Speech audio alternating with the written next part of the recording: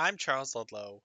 In this video, I'm going to be kind of rerunning my last test, but I'm going to do it a little bit differently. I'm going to run it sequentially, meaning I'm going to allow the first installer to complete and come in with its time, and then come back and run the second installer and see if there is a difference. Just in case, there really shouldn't be any kind of load on this system, but hey, it's only, it's not a perfect test. So, oopsies, that's definitely not what I wanted.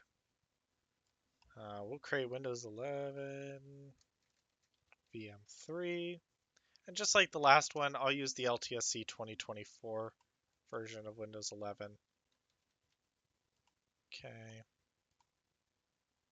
that's fine.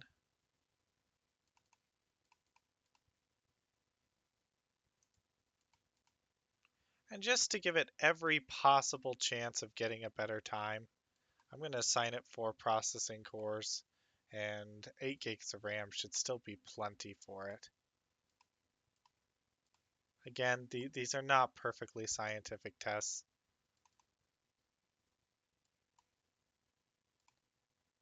All right, so we'll do this. We can minimize out of Hyper-V for the moment.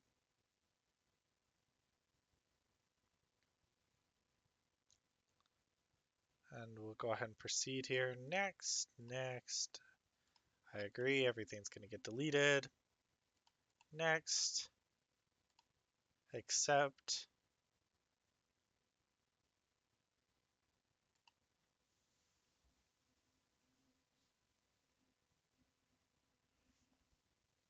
And install. And there we go, the installer's kicked off. And now we'll just wait for it to install. I am not going to cut this video, but I am going to mute my mic while it installs. And I'll come back to you once it's reached the final few seconds.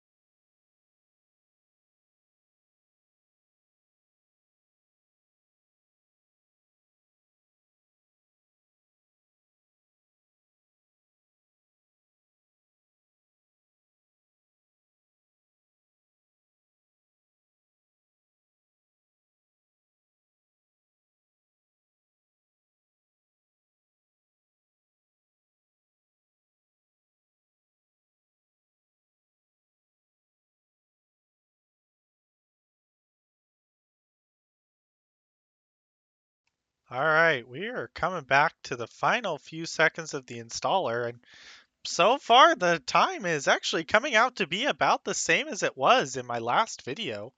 I thought maybe they could be fighting for CPU cycles, but honestly, it looks like we're gonna come out about the same. This is really incredible. I honestly thought that the new installer was actually faster, but I think that the new installer is mostly just a visual thing. Um, and I'm not sure what the reason is for its implementation. And there we go at about 5 minutes. We're going to call it 5 minutes, 6 seconds there.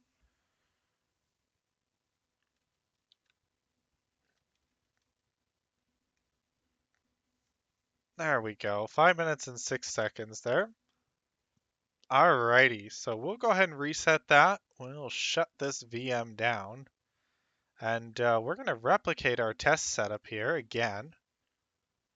Create a new virtual machine. We'll call it W11 underscore VM4. We can go ahead and close out of that VM. Generation 2. Same thing. I'll give it 8 gigs of RAM, LAN, and virtual hard disk, and we'll attach it to that Enterprise LTSC ISO.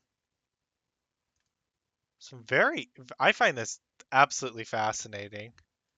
I'm sure there's going to be quite a few people who will click off this video, but the way they have changed Windows 11 is just very interesting to me. Let's just double check. I do want to make sure I'm getting my settings the same here. Okay, 8 gig, 4 cores. Do we fix this? Time sync guest services. No automatic checkpoints, none, and save. Okay, so we do have those settings the same. I really don't think the 4 cores makes much of a difference, but um, maybe it's possible. So far, it didn't look like it did. Looks like it came out about the same. Now, in order to get to classic setup, you've actually got to click next there, go to previous version, and then you get brought to the regular setup screen. So,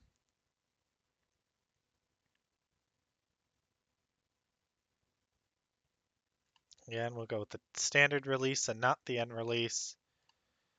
We accept the terms, and just like in my side-by-side video, I will not be giving it the help of clicking restart now. I'm just going to pretend like the machine is unattended at this point, even though I'll be watching it. I am going to mute the mic at this point and come back when the installation has finished.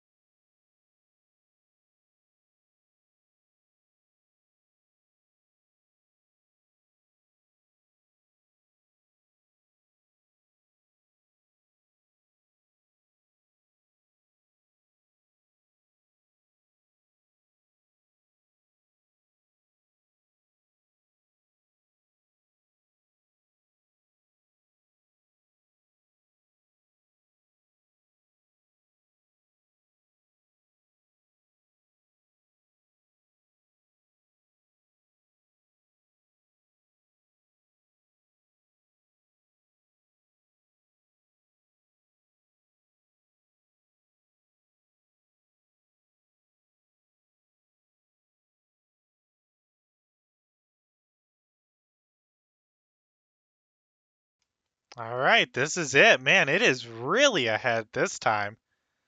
Looks like it's actually the classic setup actually gets a serious advantage here. It's this is very interesting stuff to me. Very, very interesting stuff. And remember, this is with a 10-second disadvantage because I did not click on restart for it. That's it. 3 minutes and 44 seconds. And I still didn't make my window big enough. There you go, folks.